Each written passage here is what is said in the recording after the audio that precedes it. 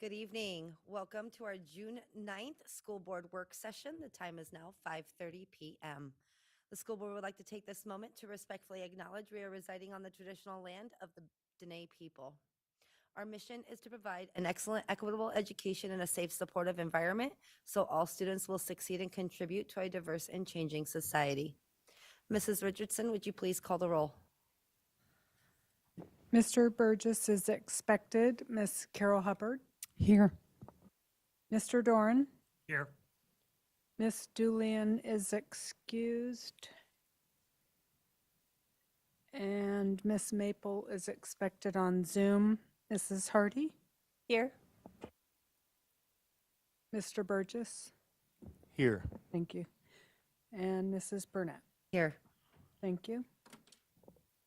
Thank you. Tonight is our work session with Superintendent Dr. Luke Miner and Andy DeGraw, Chief Operations Officer, who will continue their discussion and work with the board on different scenarios working towards an approved FY26 budget to be acted on later in the month. Dr. Miner, I will turn it over to you. All right, thank you. Excited to be here with the board to pick up our budget conversations. It's been a while since we've had some conversations around the budget. Since the last time we had conversations, we received over our local contribution ask, which is great. And so Mr. DeGraw will discuss that with the board to show the potential additional revenue that the board may have to work with. Of note, though, the governor still has the state education appropriation in front of him and has threatened veto, a potential veto to education funding. And so at this point in time, we're not aware of what that state revenue will look like. The governor has until June 19th to make that decision. And so thought it would be helpful for the board to have some preliminary conversations before we go into an approved budget cycle in a special meeting on June 24th. At that time, I'll have more specific recommendations for the board based on known state level revenues. Tonight, really, we just want to have some robust conversations around possibilities of what could happen, either add backs or looking at potential cuts if the vetoes are too severe. So I'm going to turn it over to Mr. DeGraw. He's going to go over an updated copy of the Balancing Act just to show what those revenues look like, and then want to open it up to the board for conversation. All right. Thank you, Dr. Meinert. So yeah, we'll jump in. I'll jump into both the revenue and expenditure side of the Balancing Act tool. I think the board received the link, so you should have had the opportunity to access that. But if not, we'll go over the different areas right now. So, and you can see a top line surplus of $2.5 million, and I'll go ahead and explain the specifics of each revenue area to generate that $2.5 million surplus. So in local revenue, we received an additional $2.78 million in the local contribution. So just shy of $2.8 million there, it rounds up to 62.8 in the tool.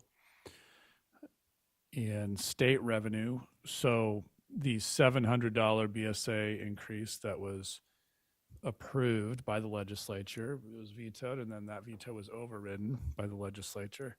That actually generated approximately $15.8 million. So about $200,000 less than the $16 million that we were anticipating. So one main reason for that is lower enrollments that we experienced this year. Also, there's technicalities in the one-time revenue that we have received in the past. One-time revenue is a lump sum that then was divvied up on a prorated basis across the districts in the state.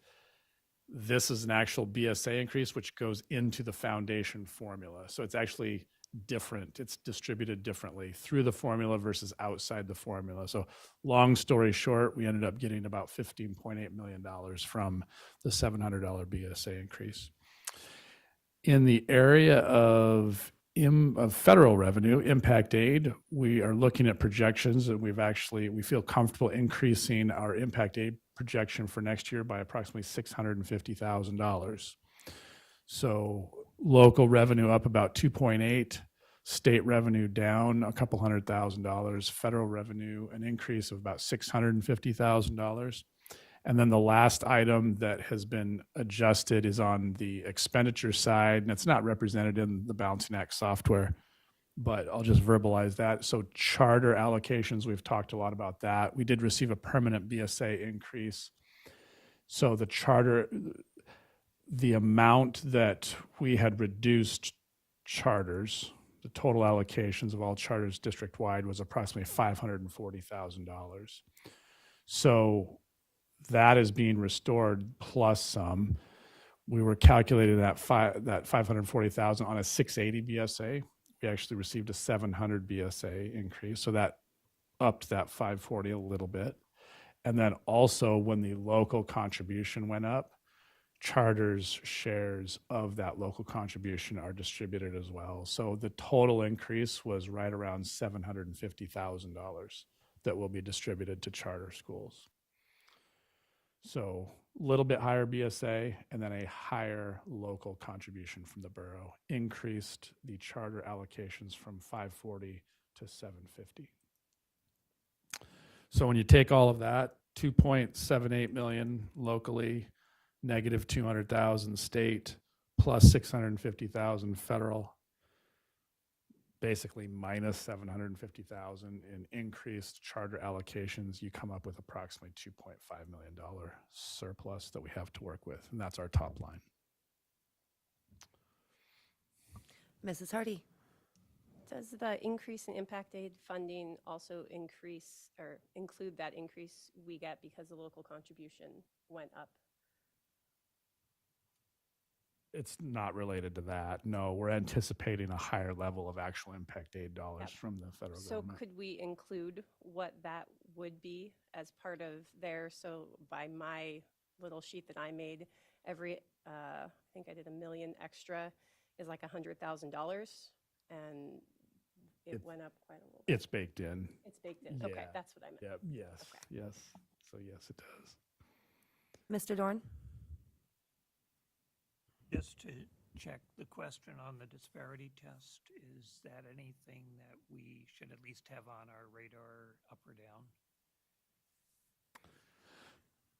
So we've received word that the state failed the disparity test. That's the second time in a couple of 3 years that that's occurred. The state will certainly appeal that. They mentioned there's about $80 million in funding that's at stake that would have to come from somewhere else if we were to ultimately permanently fail that. So I think at this point, we don't have any information. All we know is the state will appeal that, and their intent will be to pass it. And if not, what I have heard is that loss in $80 million in revenue would. What I've heard is Fairbanks won't just get to keep all of its impact aid. That it would either the decrease in revenue would be covered prorated by all districts, or the 80 million would be found somewhere else. So, anything to add, Dr. Miner? No, nothing to add. We've asked those questions specifically about what impacts would be to school districts and haven't been provided details on that at this point in time. And so we'll continue to monitor the situation. And if it does have an impact on the approved budget process, you'll be the first to know. But as of right now, I don't think it's a factor in terms of this year's budget that we're talking about. Follow-up. Go ahead, Mr. Dorn. If it should become, because I know they're on the state is applying pressure in terms of saying they have to make some decision by June 30th. And if Fairbanks could be impacted, do we have a ballpark of what a ballpark figure, what that might be if the state would decide to hold things in abeyance in case they don't win their appeal on the second go around, or we don't know? So, yeah, so the state right now, the way the funding model works is they're subtracting out that deductible impact aid out of our state revenue. That would be restored because the state would lose the ability to subtract that out. However, what I'm hearing is that somehow the state's going to claw that back in some fashion. I don't know if 100% of that dollar amount would be automatically clawed back, or what I've heard is that it would be a shared experience by all districts. So I don't know how our share would then come out in the wash, but I think that's how it would play out. But yeah, just hard to have specifics at this point. Thank you. Another question, Mr. Dorn? Another question, just to check, and again, I know we don't know because the HB 57 is on the governor's desk. The question of the possibility of Reading Act additional funds that were separate from the BSA within that act, but dependent on another bill being accepted by the governor that created the revenue. Do we have any current updates on that? No current updates.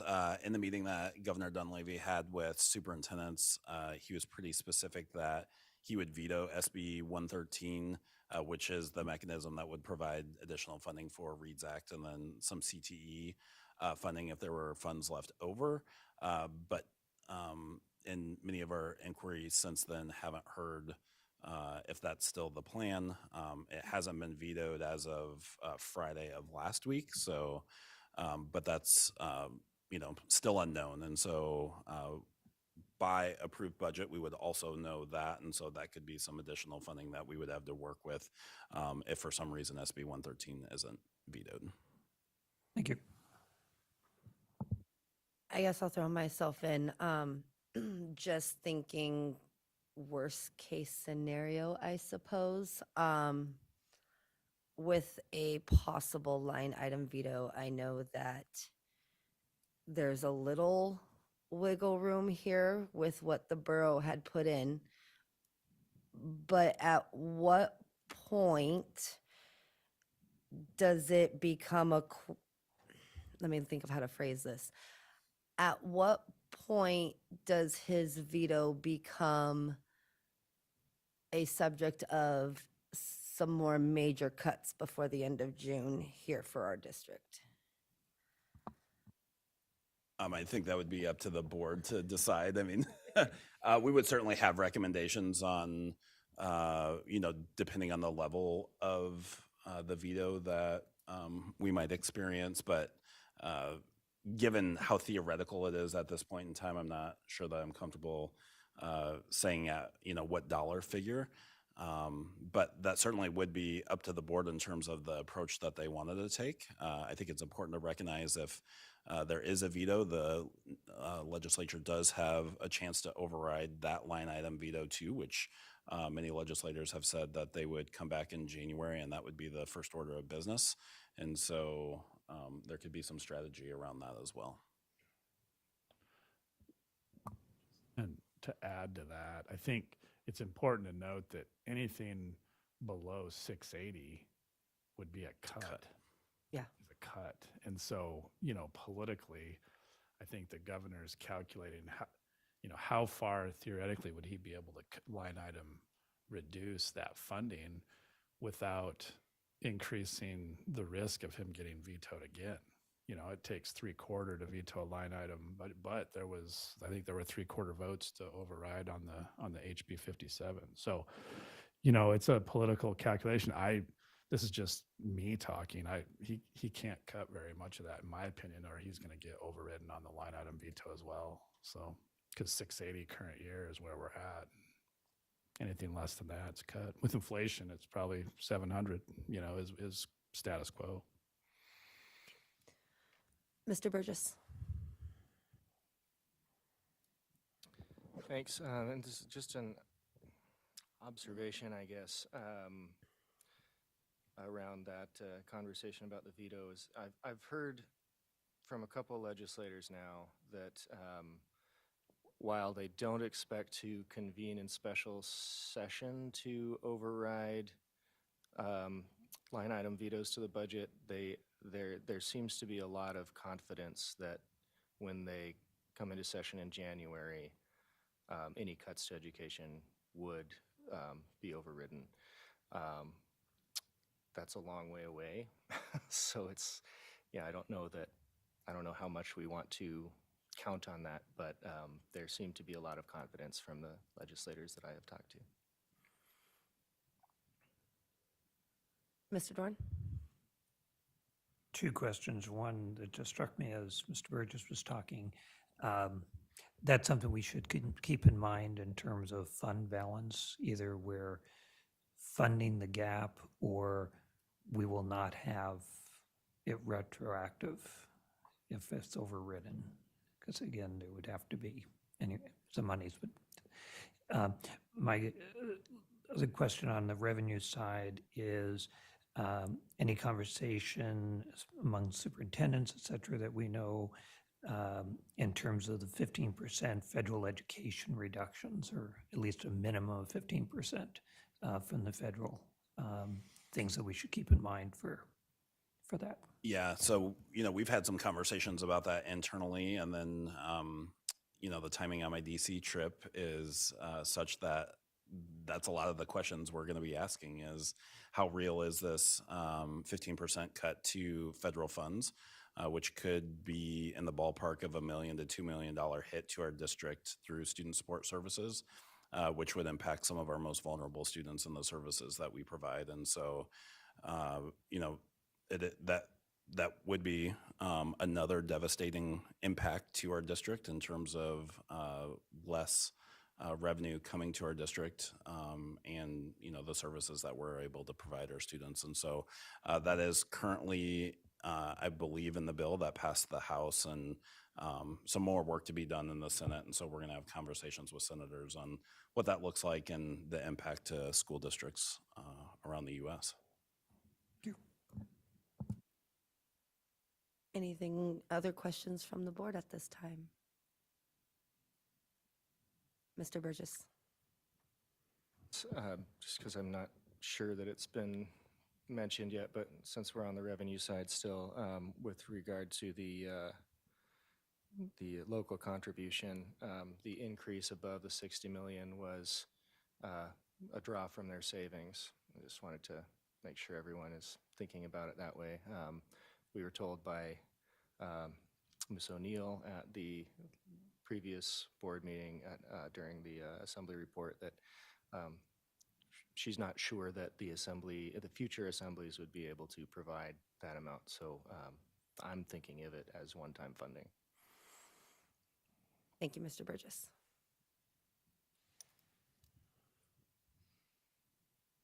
Any other questions from the board? Seeing none at this time. Dr. Miner?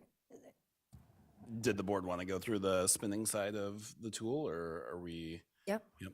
Okay. So we'll.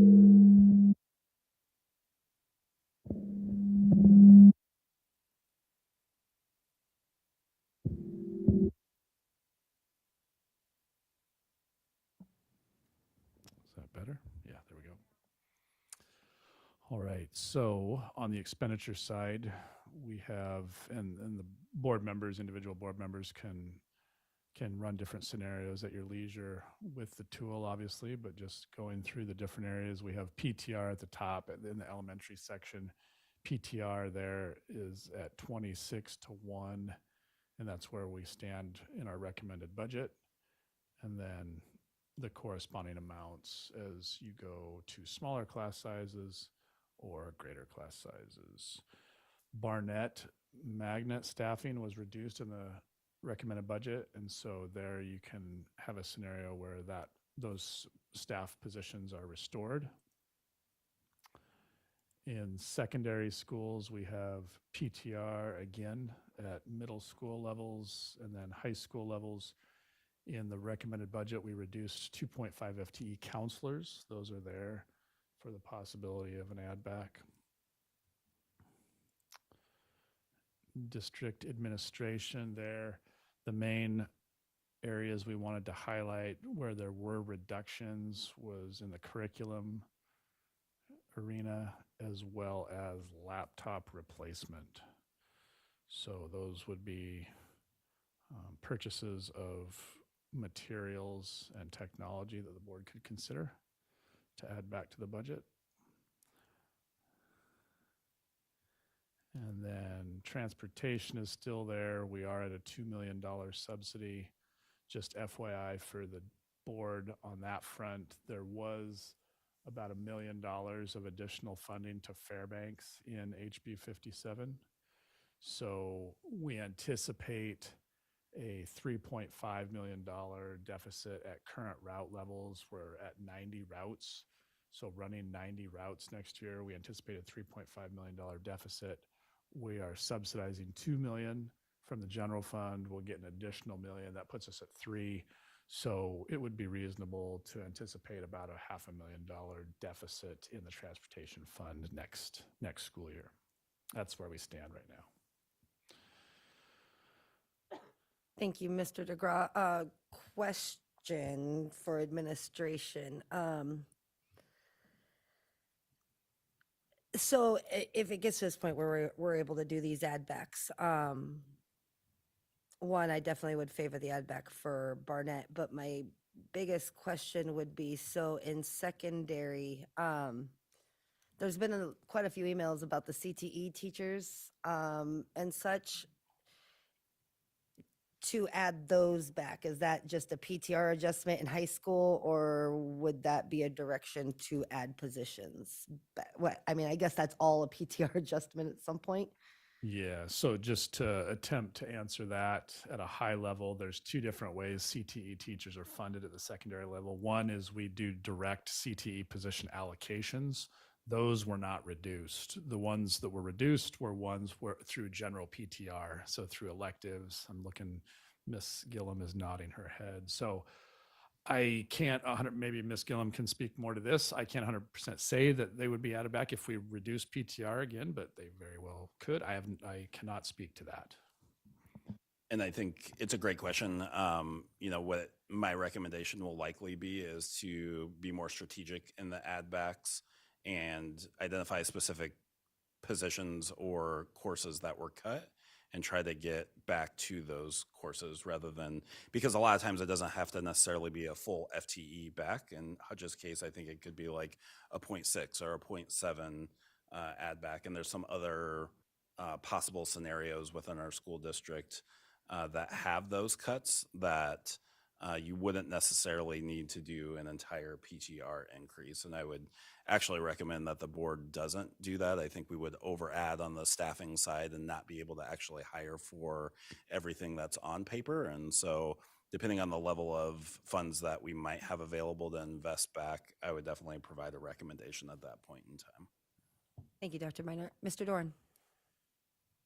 On those points you brought up, I would also be, I like the idea of doing the smaller bits, but targeted efficiency. And I think actually the email we got today from Danette Peterson takes that approach and gives some real thought to it. So I would be in favor of, the Barnett Magnet, being mindful also of our strategic plan, that this is the initial year on that.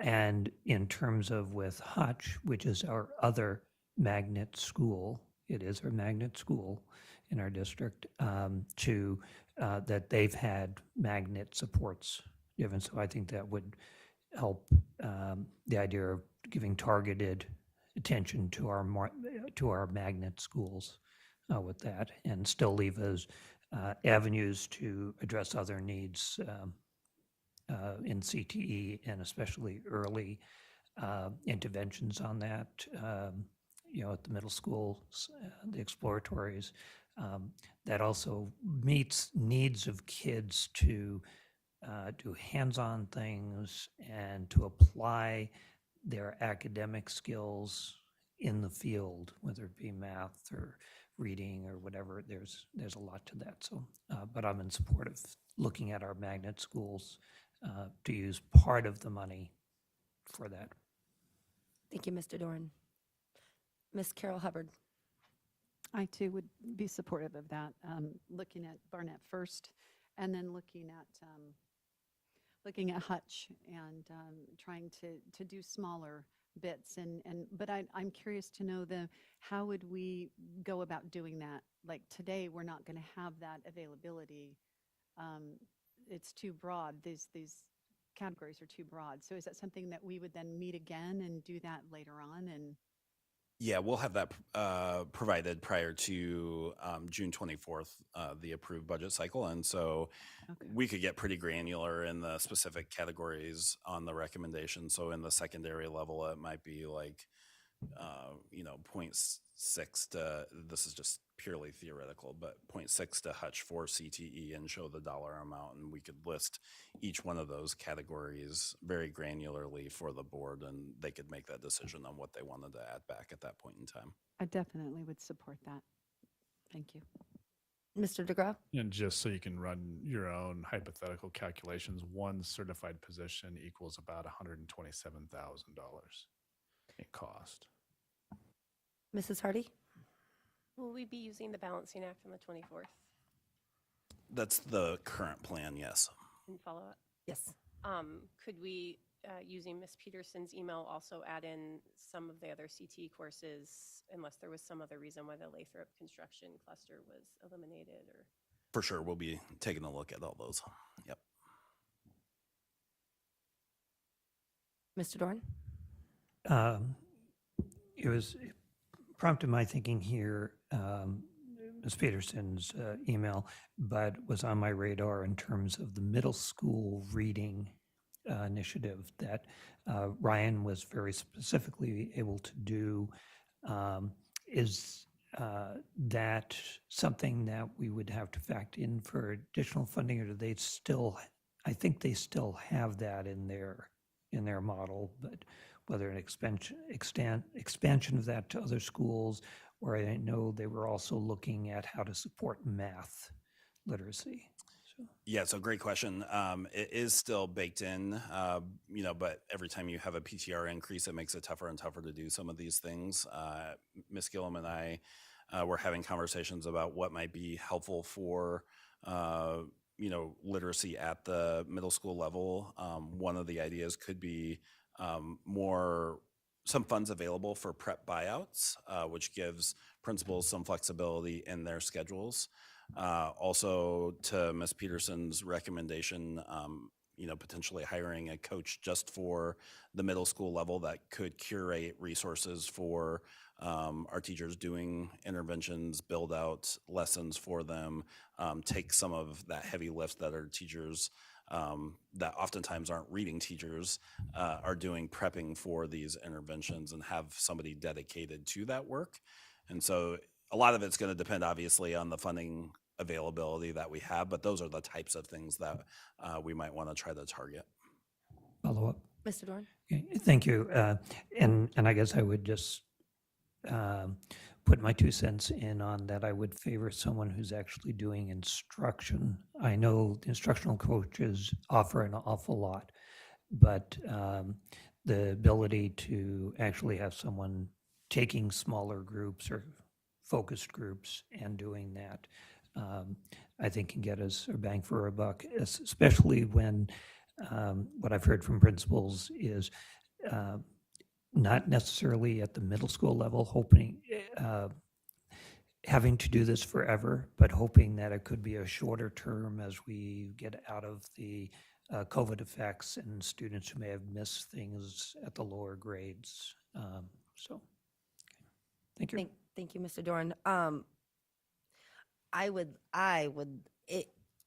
If this turns into where we're not having to make massive cuts, and I know that this is a very hopeful thing, but as we approach closer to veto day or whatever that looks like, and we get towards the 24th, if there is the probability that we do get to have some add backs and there is a little room there to invest, I would like to see what on the balancing act, I guess, the district-wide science teacher for the STEM programs. I think, in honor of our strategic plan, that's an investment I think we could make. and something that I think would be worthwhile our district schools. I actually am really appreciative of the email that came from Ms. Peterson today. I thought it was lined out some things that really let board members think about ways that we could really benefit and add back to our schools while also increasing the value of what we're providing. And so if it's doable, I would like to see that on there. Mr. Doran. Can I hitchhike on that? Absolutely, Mr. Doran. In the hopeful field of that type of thing, I guess looking at more STEAM broadly, more in the term idea of, and I'm going to use the term focus, we can define that whatever it is, but that different school communities could have opportunities to take on something that integrates across the disciplines. You know, when I think of the science or the maths aspects of STEM, engineering pieces, that's integrating what they're doing in reading, writing, math, those types of things. But the arts also is a great application of those things, and language skills and such.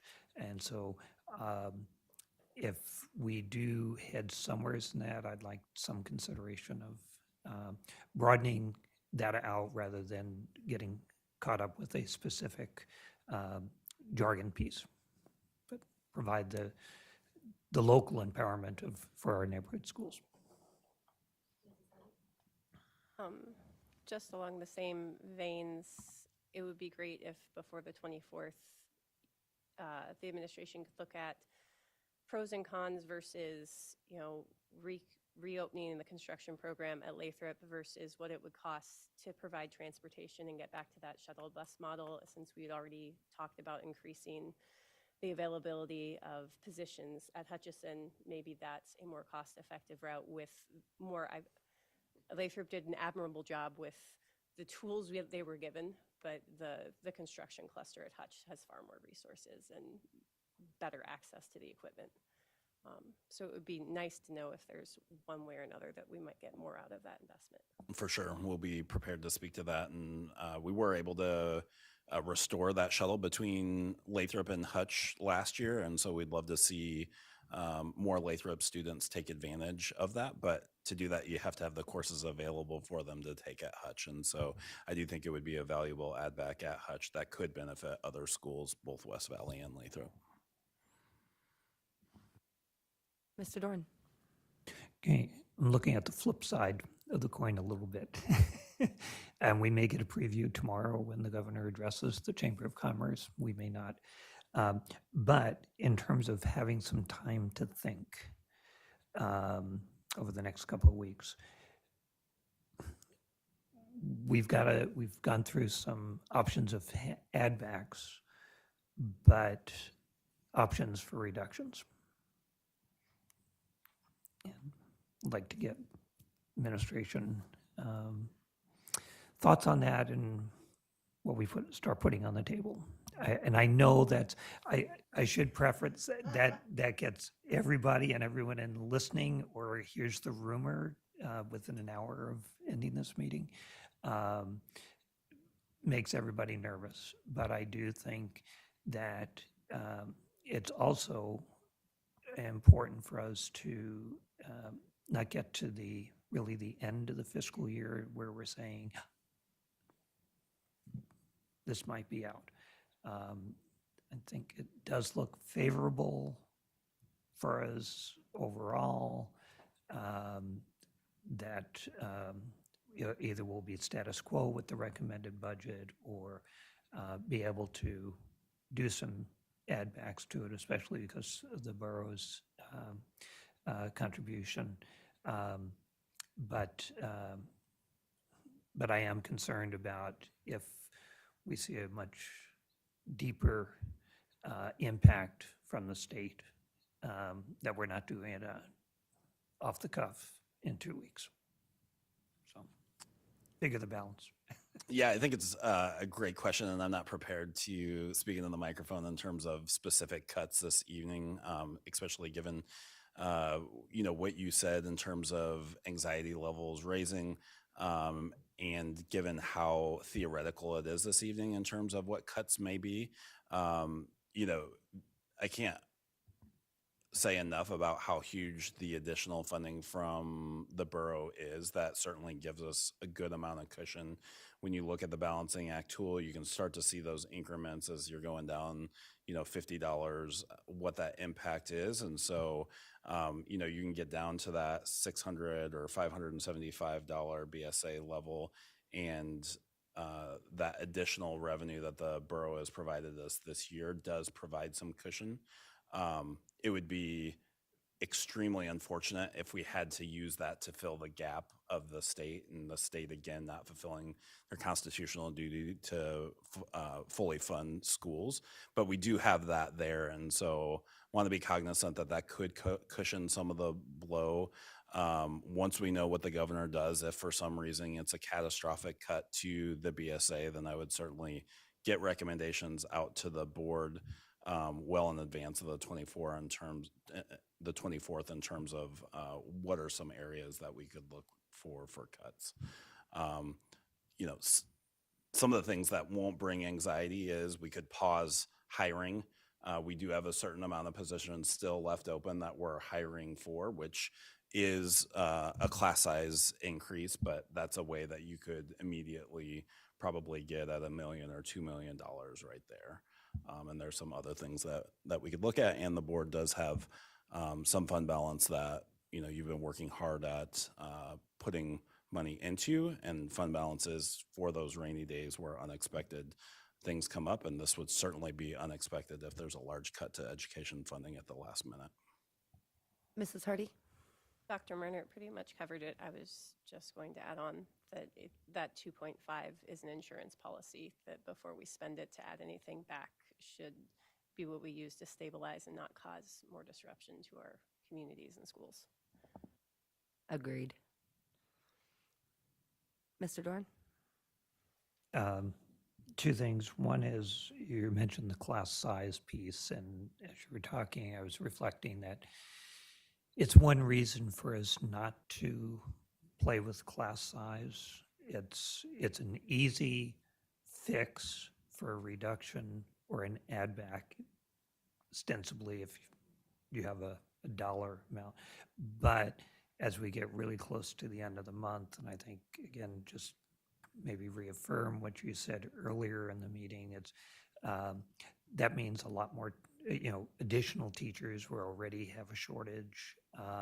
Whereas if we do very targeted things, it's something we can act on much more quickly and effectively, really within 6 weeks, a month to 6 weeks, in order to get people lined up for those things. So that in some ways, moving class size out of the conversation because of the fact of the difficulties and the lateness of that. So, and then I have another question, but I don't know if you wanted to.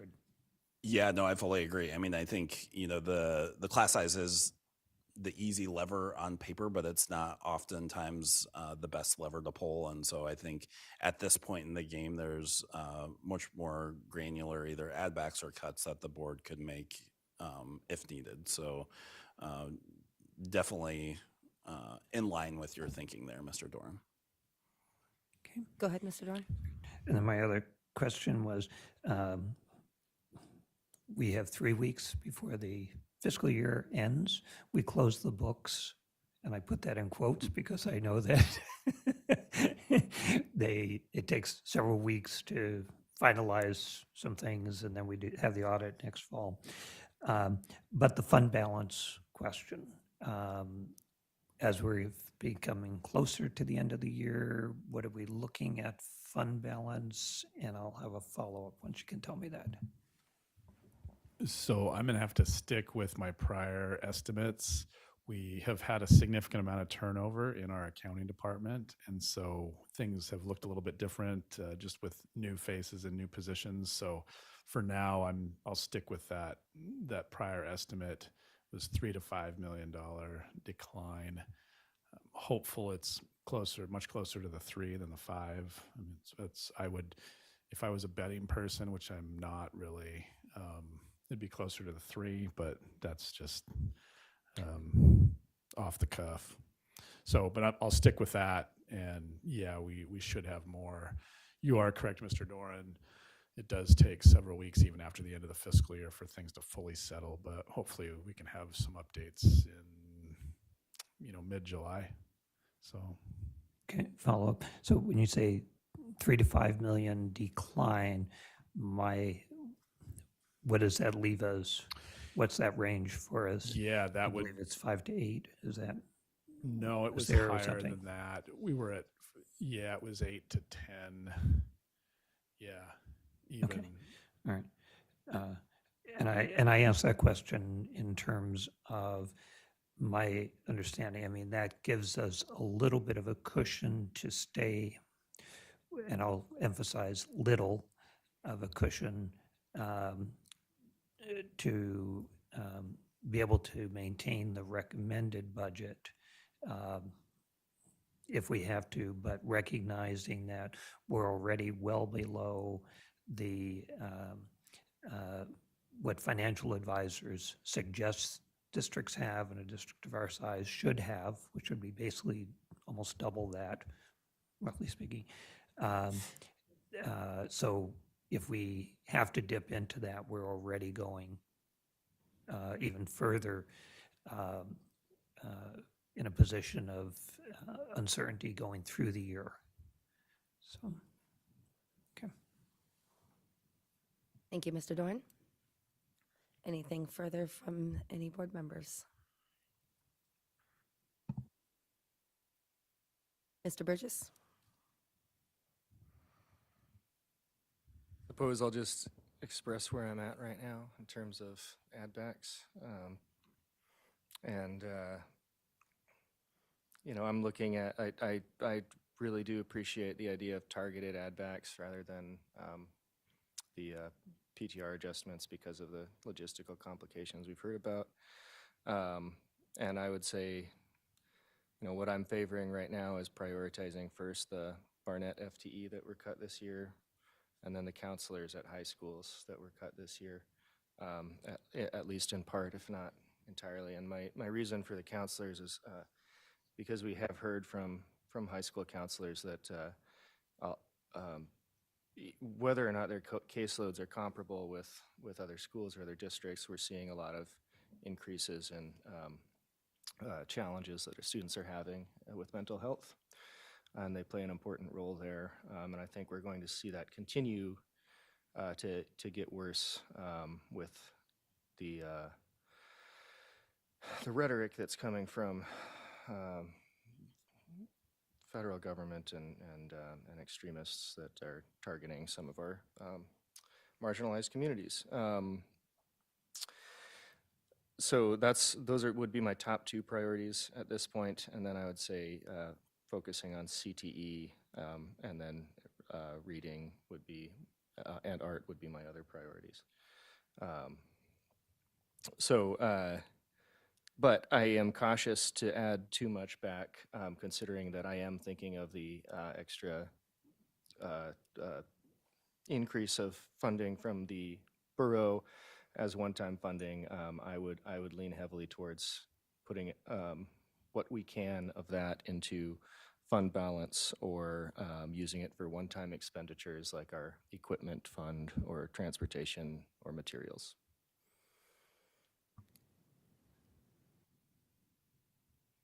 Those are my thoughts. Thank you, Mr. Burgess. Mr. Dorn? I appreciate Mr. Burgess here. He seems to keep nudging me to. So, in terms of the counselors and stuff, do we have, or do you have feedback from principals in terms of, their time to reflect on the impacts of the recommended budget and to what that means to them this coming year, or if they could get something back? Do we have any? I know you had feedback earlier going into the budget, but I'm wondering if we have any reflective feedback from principals at this point. I'll start and then I'll see if the assistant superintendents who work with principals a little bit more closely than I do have some additions to add on to that.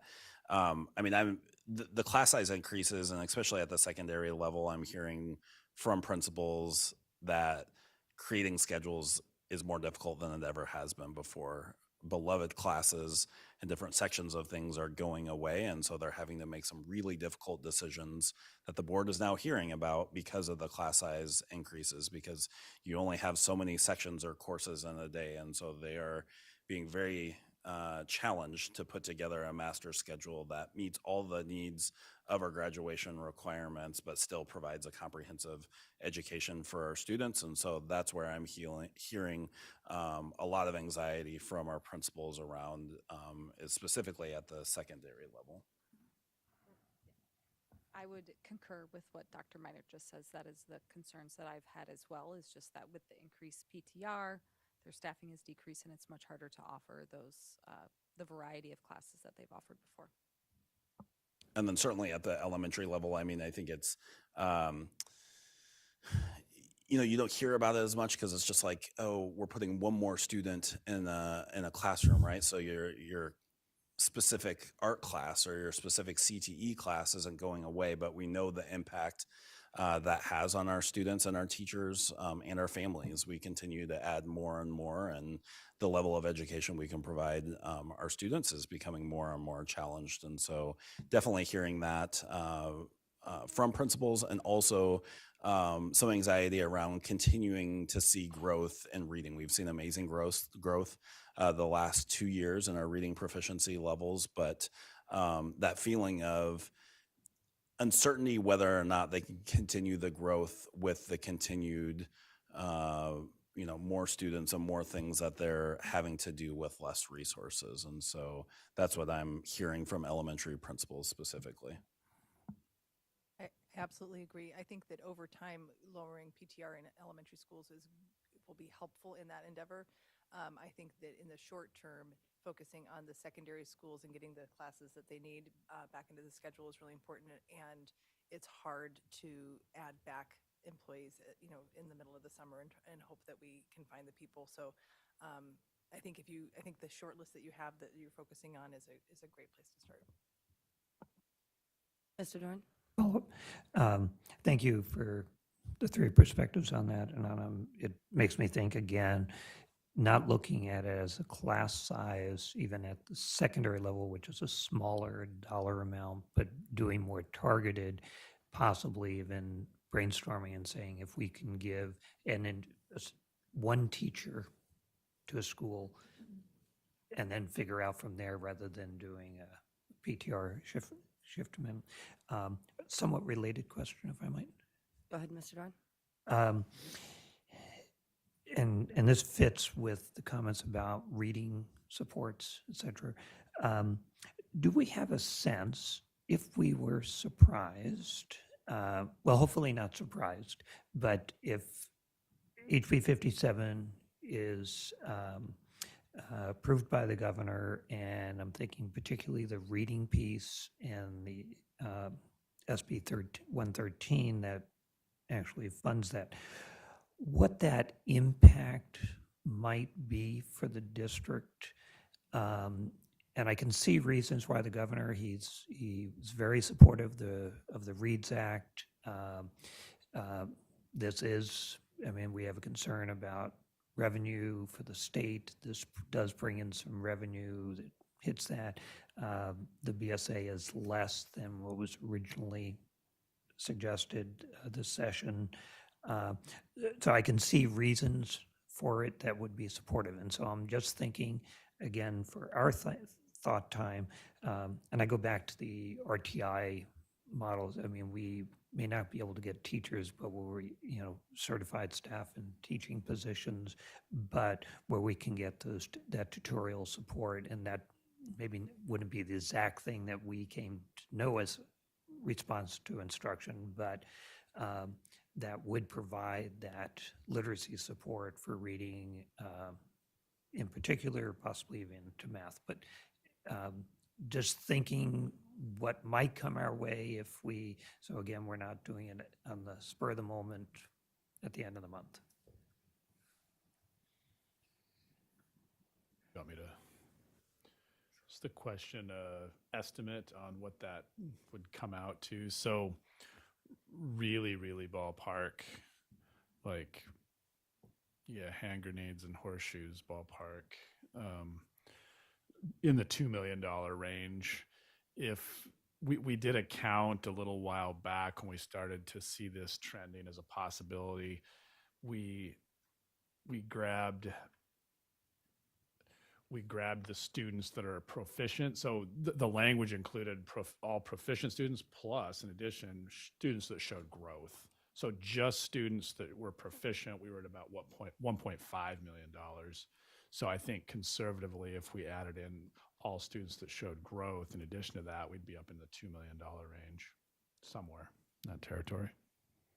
And part of that is a bit unknown because, there's some specifics in there of definitions of what they're going to actually count for growth factors, but have seen it ranging from like 700,000 at the low end up to a couple $1 million. So it would provide a tremendous benefit to the district in terms of actually providing some additional supports for reading interventions, which are needed. Great, thank you very much. And it's somewhat reminiscent again of the borough one year gave the district $1 million extra specifically for reading, and we were able to give at that time every elementary school $55,000 to design a reading program. So it's kind of nice to, speculate on this, and I appreciate the ballpark, and I know it's a wide range and an if. So, thanks. Anything further or questions for administration from the board? Mr. Burgess. This probably isn't a fair question. It's okay if you're not prepared to answer it tonight, but I'm just looking into the future, and I'm wondering if you've done any projections for what kind of deficit we might be facing next year, or even beyond that. Again, if you're not sure, if you're not prepared to talk about it tonight, I understand, but maybe having that information at next time we meet would be helpful. Yeah. So the big variable for next year is we enter into negotiations with a couple of our bargaining units, not counting any impacts to salary and benefits. I would anticipate a minimum of a couple of $3 million deficit. So we're dealing with significant increases in utilities, insurances, property casualty liability type insurances. And then we always grapple with the assessed valuations in the borough going up, which creates a negative impact on state revenue. So just looking at those two items alone, those insurance, utilities, local assessed valuations, you're probably in the couple $1 million range right there. And then, then certainly negotiations would have a big impact potentially on a deficit. That's about as far as I can estimate at this point, but yeah, great question. Appreciate that. Yeah. Mr. Dorn? Could you just briefly touch upon assessments falling, property assessments falling, and how that impacts? Yeah, so, and then it also came to mind step increases. So automatic step increases oftentimes are in the $500,000 considered to $1 million range as well, absent any increase to the salary schedule. So assessed valuations, are you asking, Mr. Doran, how do they impact state revenue, either positive or negative, or? Well, I know the basic formula, and we talk about assessment, property assessments going up, valuations What if going they up. go down? But if they go down, we've been on an upward trend for a couple of decades, but we're Yeah. not, we have gone down and we could be peaking. Yeah, so in the event that assessed valuations actually dropped, it would actually increase our state revenue. So typically, I looked back and there have been a couple of instances where assessed valuations did drop. They were pretty small drops, you know. So obviously the larger the swing, either positive or negative, the greater impact it has on the state revenue. But yes, if they did decline, that would create an inverse increase in our state revenue. Mr. Dorn? I don't want to get too far afield, but this is a budget consideration perhaps down the line for us, but the issue currently that went before the state board, although it's been on their front burner for a couple of years, in terms of local contributions outside of the required local contribution, or the maximum local contribution. So more services in kind, those types of things that perhaps that we might at least have on our radar in terms of looking at new regulations, how that might impact our budget. Not for us locally because we're below the cap for next year, but at some point could easily, or if the borough offered some in kind, I'm thinking particularly under Parks and Rec, taking on support for extracurriculars and things like that, that some districts have done. But just, is there something we should be, have in mind, perhaps even make sure that we take a position or look at a position for the pending regulations that don't have an immediate impact on us, but may have a longer term impact on us? What a loaded question there, Mr. Doran. Great one.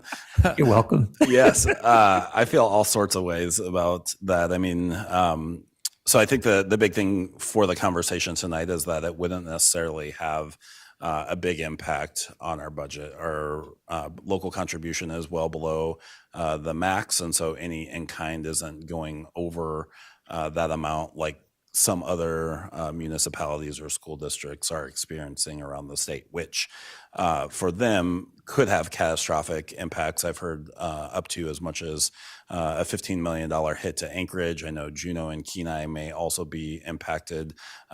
Their municipalities help with transportation, nutrition services, and some activities funding. And so those are the types of things that I think are being targeted by this proposed regulation.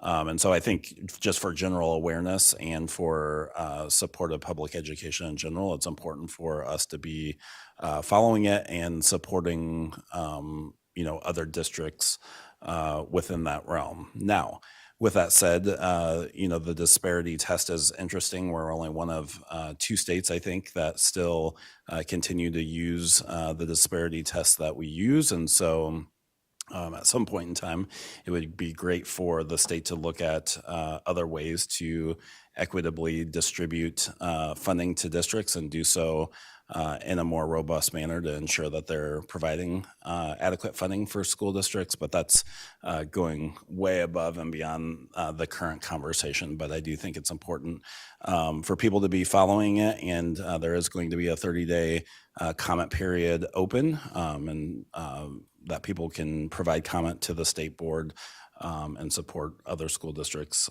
that might be experience a potential loss in revenue due to changing regulations.